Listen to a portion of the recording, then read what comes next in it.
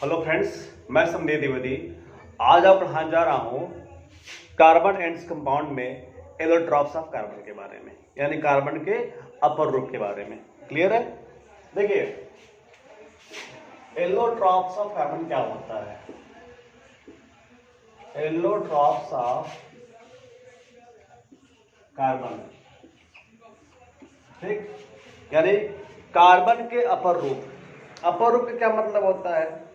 अपर रूप का मतलब होता है जब कोई कंपाउंड या यौगिक या एलिमेंट एक से अधिक रूपों में पाया जाता है तो उसे हम अपर रूप कहते हैं। एक वर्ड आपने सुना होगा बहुरूपिया वाला, कि बहुरूपिया लोग क्या करते हैं, आपके दरवाजे पर आपसे पैसा लेने आते हैं अपना रूप बदल करके। ठीक, कहीं पुलिस का ड्रेस पहन कर आएंगे, पैसा मांगे, डायरी लिए रहेंगे, बाकायदा पैसा देंगे 10-20 रुपये और चले जाएंगे। कभी साड़ी पहन कर आएंगे, कभी सूट सलवार पहन कर आएंगे। मतलब है तो वही आदमी, लेकिन कई रूपों में आपके पास आ रहा है। ठीक उसी प्रकार से जो एलोट्रॉप्स होते हैं कार्बन के, ये कार्बन कंपाउंड होते हैं जिनकी केमिकल प्रॉपर्टी सेम होती है। जैसे जो आता है वो है तो मनुष्य ही, आदमी ही है, ऑर्डर के भेस बदल कर आया, ये तभी तो आदमी है।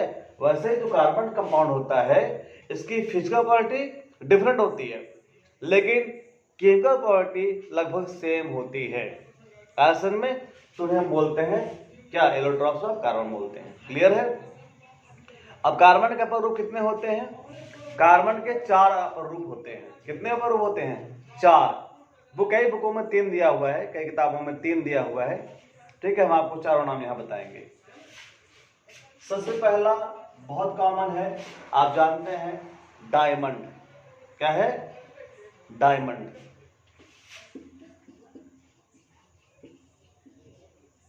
दूसरा है ग्रेफाइट। डायमंड, ग्रेफाइट, कार्बन के 3 नंबर रूप हैं। कार्बन के 3 नंबर रूप है, ग्रेफाइट है और डायमंड है, और तीसरा आपका ये है, कहते हैं फुलरीन। तीसरा आपका क्या है? फुलरीन। तीसरा है फुलरीन। सर मैं कंफ्यूज हो गया था, एक मैं अपर रूप कोयले गिन लिया था। ठीक है, हमें लगा कोयला, डायमंड और एक क्या कहते हैं ग्रेफाइट, और तब जाकर के आपका फ्लोरीन। ठीक है, लेकिन 3 अपर रूप होते हैं। कौन कौन से? डायमंड, ग्रेफाइट और फ्लोरीन। क्लियर है?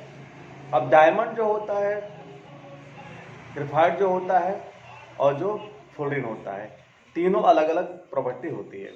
आप जानते हैं डायमंड जो है हार्डेस्ट सब्सटेंस है, बहुत ही कठोर होता है, यूज किया जाता है हीरा को काटने में। अगर आपने देखा होगा तो जो काटते हैं हीरा कांच को, उनके पास ऐसे चाबी होती है। कांच काटने के पास ऐसे चाबी होती है, ऐसे बना रहता है, ऐसे, ठीक, ऐसे बना रहता है, ऐसे रहता है। जो सब ये रहता हो, यहाँ पर लगा था डायमंड, यहाँ हीरा लगा था, यहाँ पर क्या रहता है? यहाँ लगा था हीरा। ठीक है, यहाँ हीरा लगा रहता है। इस हीरे से कांच पे सिंचार लगा देंगे, उसके बाद दरार पड़ जाएगी और इस चाबी को इस तरह से काट देते हैं। मतलब ऐसे कर काट देंगे, खटाक से अलग हो जाएगा। ठीक है, ये हीरा है, इतना कड़ा हुआ कि देख कांच काट दे रहा है। ग्रेफाइट जो होती है, आपने देखा होगा पेंसिल की नोक, पेंसिल का पॉइंट होता है, ऐसे मान लीजिए पेंसिल है तो इसका पॉइंट देख रहे हैं वाला, ये वाला पॉइंट, ये ऐसे ही ग्रेफाइट होता है। पेंसिल में ये नहीं, ये भाई मार्कर है, इसे मत समझ लीजिएगा, ये तो मार्कर है। ये पेंसिल में अगर देखेंगे आप तो ये वाला पोर्शन होता है ब्लैक, इसे हम बोलते हैं ग्रेफाइट। ठीक है, सॉफ्ट होता है ग्रेफाइट, इतना सॉफ्ट रगड़ दिए घिस जाता है। आप सोचिए कागज पे लिखते हो घिस जाता है। और एक हीरा है, कांच पे घिस दे रहे हैं, साला कांच कट जा रहा है। सोचिए, तो इसका मतलब हार्ड, दोनों कार्बन है, ग्रेफाइट भी कार्बन है और हीरा भी कार्बन है। और आप ये भी जानते हैं कार्बन क्या होता है? नॉन मेटल होता है। कल की वीडियो मैंने बताया था कार्बन नॉन मेटल होता है। ये नॉन मेटल है, लेकिन नॉन मेटल कंडीशन जो ग्रेफाइट है ये इलेक्ट्रिसिटी कंडक्ट करता है। मतलब कार्बन है, लेकिन कार्बन का जो ये इलेक्ट्रॉप्स है, ग्रेफाइट वाला क्या कर रहा है? इलेक्ट्रिसिटी कंडक्ट कर रहा है। जब हीरा नहीं करने वाला है ना, तो जो है फ्लोरीन करने वाला है। ये दोनों जो है बैड कंडक्टर ऑफ हीट है और इलेक्ट्रिसिटी, ये आपका good conductor of electricity. Clear है?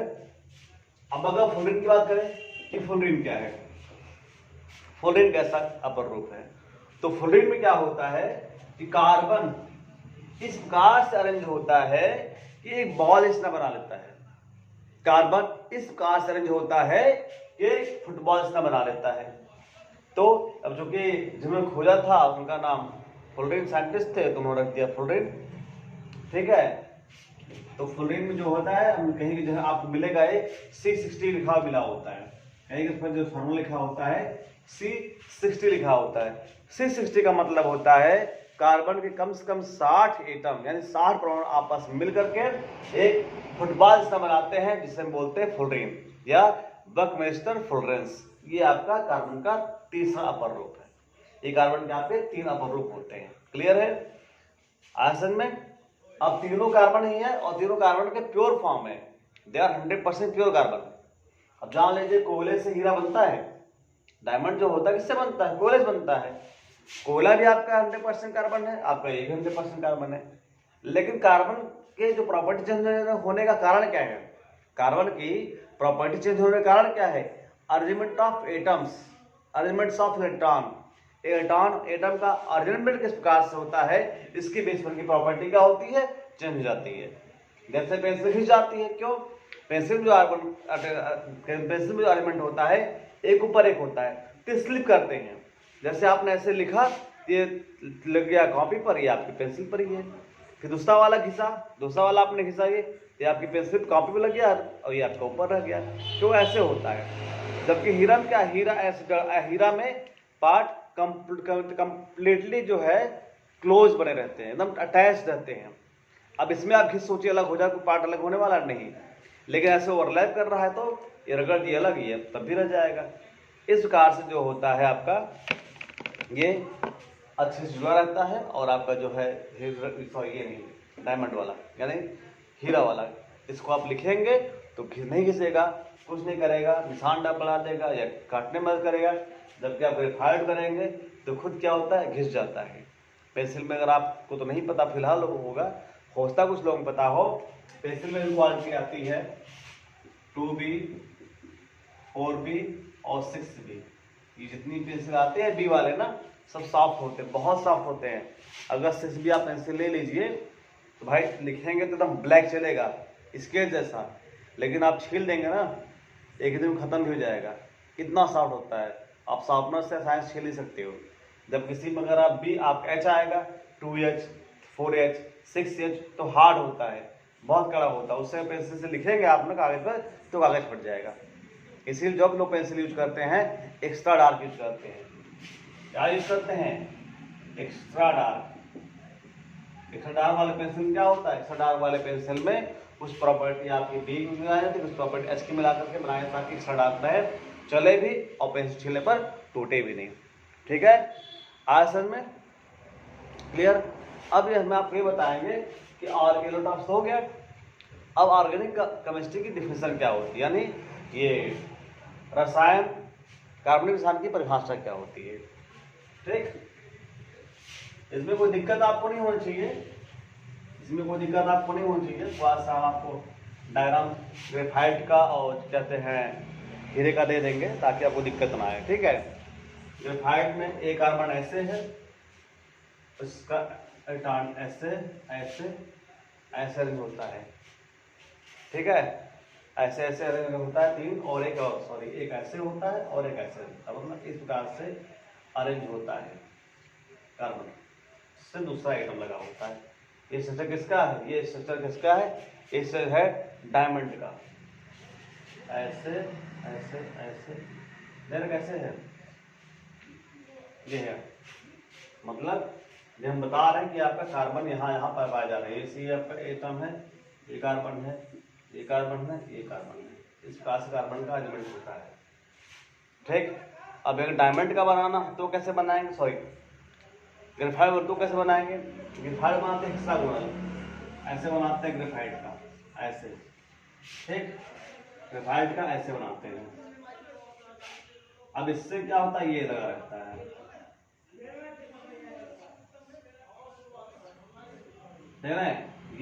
ये वाला आपको इससे, ये वाला इससे, इधर का ये वाला इससे और ये वाला इससे जुड़ा रहेगा, ये ऐसे जुड़ा रहेगा। अब देखिए इस कंडीशन में क्या होता है, जब लिखेंगे तो ये ऐसे लेयर बाय लेयर रहता है, और ये वे वाला बॉन्ड वीक बॉन्ड है, तो लेयर बाय लेयर रहता है, वीक बॉन्ड टूट जाता है और आपका पेंसिल जो होता है, पेंसिल कुछ पार्ट ग्रेफाइट कुछ पार्ट कागज चलाता है और कुछ पार्ट आपका जो है उसी में लगा रहता है। इस प्रकार से पेंसिल आपका कंटिन्यू चलता रहता है और घिसता रहता है। क्लियर है? अब फुल एंड में देखिए क्या होता है। फुल एंड में अब देखिए फुल एंड में क्या होता है। फुल एंड में आप कुछ नहीं करना है, फुल एंड आपको कुछ भी नहीं करना है, सिर्फ आप जो है क्या करेंगे, आप केवल संरचना बना देंगे फुटबॉल जैसे। आप जानते हैं फुटबॉल जैसा बनाना है, एक से केवल 5 जोड़ देना है, एक एटम एक से किसी में 3 किसी में 5 ऐसे करके जो है बॉल जैसा बना देंगे। कुछ करना नहीं है आपको, आप ऐसे फुटबॉल बना दीजिए, ऐसे ऐसे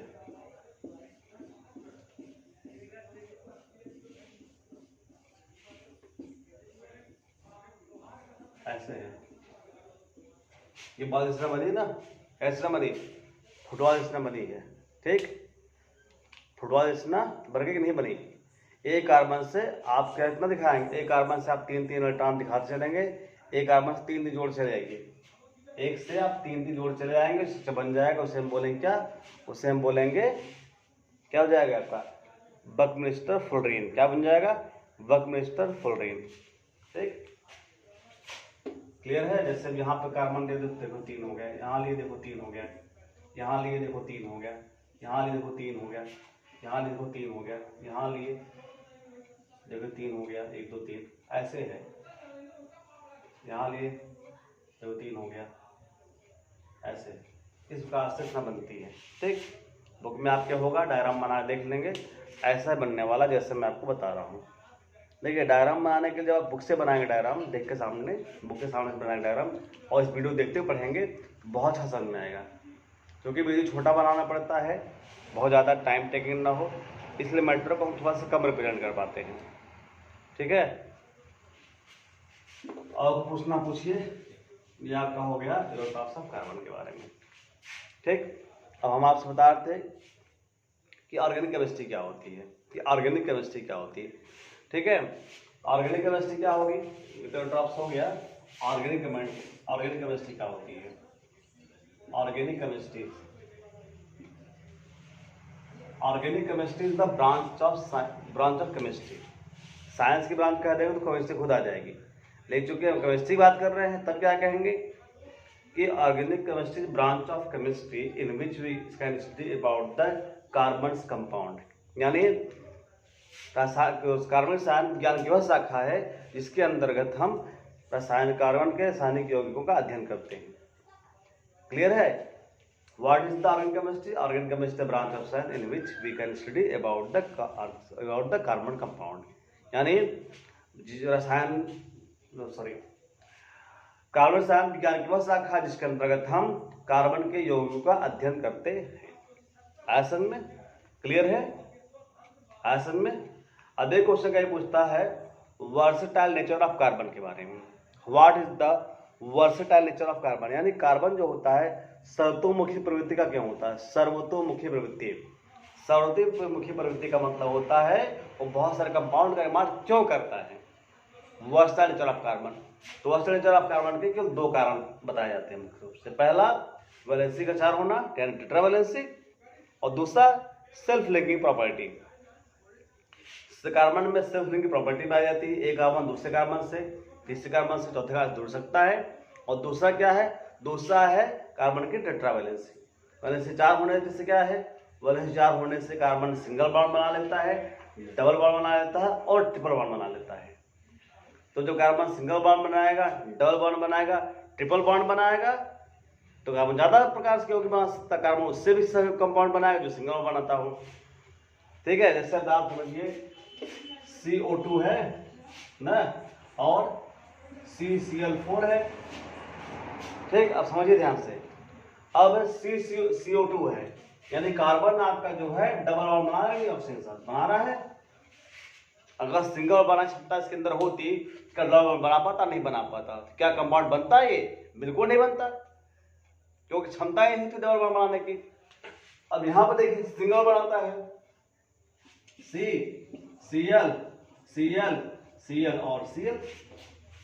क्यों? कि सिंगल बॉन्ड बनाने की भी क्षमता है इसके अंदर, इसलिए आपका जो है सिंगल बॉन्ड बना ले रहा है कि उसके अंदर क्षमता पाई जाती है सिंगल बॉन्ड बनाने की, डबल बॉन्ड बनाने की और ट्रिपल बॉन्ड बनाने की। तो देखिए सिंगल बॉन्ड बना लिया, डबल बॉन्ड बना लिया और ट्रिपल बना लिया। बनाया कि नहीं बनाया? बनाया ना। अब जैसे आप देखते हैं HCN, एक कंपाउंड आपका होता है HCN, क्या है? H सिंगल बॉन्ड C और ट्रिपल बॉन्ड M। देख रहे हैं बना या नहीं बना? Carbon single bond, carbon double bond और कार्बन ट्रिपल बॉन्ड। हमने बताया भी था आपको कल, जब मैंने आपको बताया था एल्काइन में, तो हमने आपको बताया था, क्या बताया था? हमने फार्मूला देखा एल्काइन का CnH2n प्लस CnH2n -2 एल्काइन के लिए बताया था। कभी था जब सिर्फ हाइड्रोकार्बन है कि तब, इसके नंबर समझ लीजिएगा HCN के लिए, ठीक है। तो यहाँ देखिए क्या कंडीशन है, अगर C हमारा 2 है तो कितना हो जाएगा? 2 2 जा 4 -2 = 2, तो यहाँ पर भी आपका 2 हो जाएगा। क्या हो जाएगा? 2, यानी C2 तो H2 भी आपका 2 हो जाएगा। अब इसमें देखिए C2 C हो गया 2 और H भी आपका हो गया 2। देखिए बना नहीं बना? देखिए C आपका कितना है? 2 है कार्बन, आगे कितना होगी? 2 है। C2H2 ये बन गया आपका, ये बन गया आपका एथाइन। क्या बना? एथाइन बन गया आपका, ठीक है। देखिए बहुत ज़्यादा पढ़ाने जरूरत नहीं है आपको, हर वीडियो में आपको आपके मतलब कम का जो है टॉपिक देते रहेंगे, कंटेंट देते रहेंगे, बताते रहेंगे कि इंपॉर्टेंट क्या है और क्या चीज़ आपसे बोर्ड पूछा जा सकता है, क्या नहीं पूछ सकता है। जैसे कार्बन के अपर रूप पूछा सकता है, कार्बन के अपर रूप से क्या समझते हैं? What do my allotropes of carbon, या एलोट्रॉप्स ऑफ कार्बन से दे देगा। बताना पड़ेगा भाई कि कार्बन जो होता है प्रकृति में एक से अधिक रूपों में पाया जाता है और इससे एक से अधिक रूपों में पाए जाने की प्रकृति को ही हम अपर रूप कहते हैं। एग्जाम्पल देंगे, आप डायमंड दे देंगे, ग्रेफाइट देंगे, फुल रिंग दे देंगे। डायमंड के बारे में बता देंगे और ग्रेफाइट के बारे में बता देंगे, फुल रिंग के बारे में बता देंगे, खत्म काम, ठीक है। तो आज की वीडियो में बस इतना ही, क्योंकि आज मैंने वीडियो देर से बनाना शुरू किया है। हमारे वीडियो को लाइक करिए, शेयर करिए, कमेंट्स करिए और हम प्रयास करेंगे कि अपने आने वाले वीडियो में और सुधार करें और बेहतर से बनाएं, ताकि आपके अपने एग्जाम के लिए, आपके बोर्ड एग्जाम के लिए हमसे आपको फायदा हो सके। धन्यवाद।